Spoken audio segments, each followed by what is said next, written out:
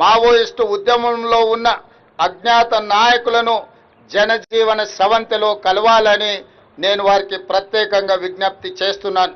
ఇటీవల కొందరు మావోయిస్టు కీలక నాయకులు లొంగిపోయిన విషయం మీ అందరికీ తెలిసిందే.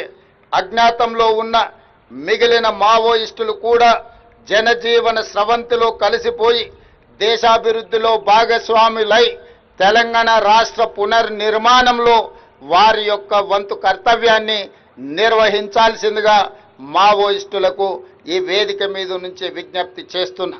రాష్ట్రంలో శాంతి భద్రతలు నెలకొన్నప్పుడే, పెట్టుబడులకు రక్షణ కల్పించినప్పుడే రాష్ట్రం యొక్క ఆర్థిక వ్యవస్థ బలపడుతుంది. నిరుద్యోగ యువకులకు ఉద్యోగ ఉపాధి అవకాశాలు కల్పించబడుతుంది.